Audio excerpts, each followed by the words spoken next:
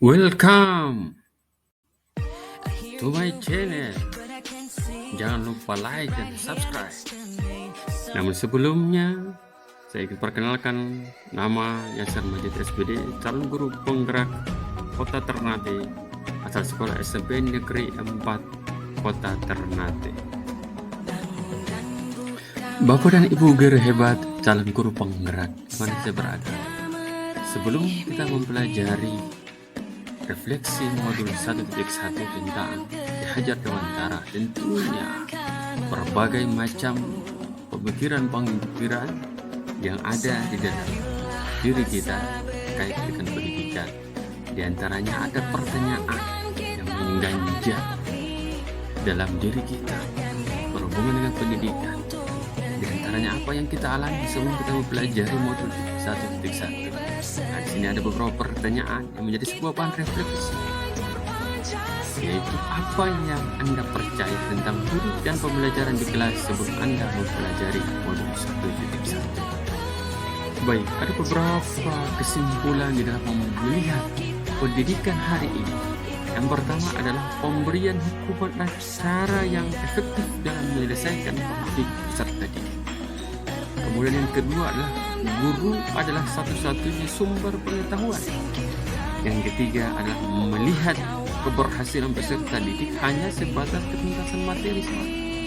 Dan yang keempat, tidak melakukan diagnosa untuk memetakan kompetensi peserta didik atau bisa mampu melihat mana pakat-pakat siswa perlu kita tinjau kembali, kita tingkatkan serta kita kembangkan sehingga menjadi sebuah kekuatan kodrat alam sesuai dengan pemikiran Ki Hajar Dewantara.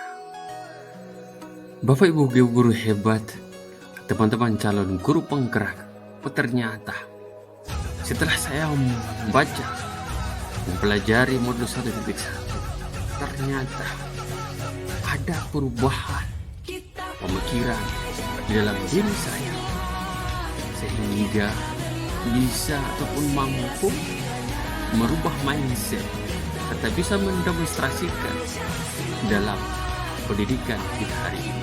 Ternyata saya mampu untuk bisa menjawab pertanyaan lewat tugas yang diberikan. Nah, pertanyaannya adalah apa yang berubah dari pemikiran atau perilaku Anda setelah mempelajari modul ini. Setelah saya mempelajari modul 1.1, ternyata kesimpulan saya selama itu benar-benar salah. Sehingga ada beberapa jawaban perubahan yang terjadi dalam diri saya. Yang pertama adalah mengedepankan asas trilogi Hajar Dewantara, yaitu Karso Samudrodo, Madi Bangunkarso Uturi Handayani. Ingarso Samudrodo, ketika kita di depan, kita menjadi seorang idola, seorang role model yang nantinya diikuti oleh peserta didik. Dan ketika kita berada di tengah Madio Bangunkarso, kita menjadi penyemangat, menjadi motivasi. Dan ketika kita ada di belakang Tuturi Handayani, kita sebagai pendorong untuk mengangkat harkat dan martabat peserta didik kita, di mana kemampuan mereka bisa melihat kodrat alam yang dimiliki oleh setiap anak, sehingga mampu hidup mendapatkan keselamatan dan kebahagiaan setinggi-tingginya, baik dia sebagai manusia maupun sebagai anggota masyarakat.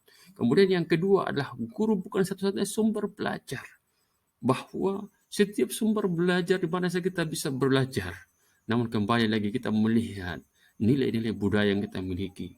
Dan yang ketiga adalah menuntun segala kekuatan kodrat anak untuk mencapai keselamatan dan kebahagiaan yang setinggi-tingginya. Kemudian yang keempat, secara intens melaksanakan diagnosa, refleksi, agar mengetahui bakat setiap peserta didik, sehingga mampu meningkatkan kompetensi dan bakat yang mereka miliki.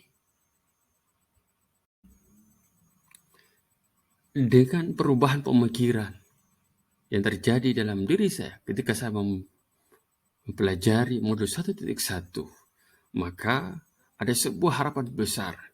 Melalui pertanyaan ini, apa yang dapat segera Anda terapkan lebih baik agar kelas Anda mencerminkan pemikiran Ki Hajar Dewantara? ada beberapa hal yang ingin saya lakukan ya, terkait dengan menuntun serta berhamba kepada peserta didik. Dua hal penting ini yang perlu saya lakukan dalam penerapannya nanti secara kontekstual di sekolah ataupun di kelas. Yani bagaimana kemampuan saya menuntun, dan yang kedua adalah berhamba kepada peserta didik. Dalam hal ini saya akan melihat ada nilai-nilai budaya yang perlu diterapkan. Yang pertama adalah pengembangan nilai karakter terkait dengan sebuah perilaku, yakni subajo, artinya pemberian selamat, pemberian penghormatan kepada guru, dari murid kepada seorang guru.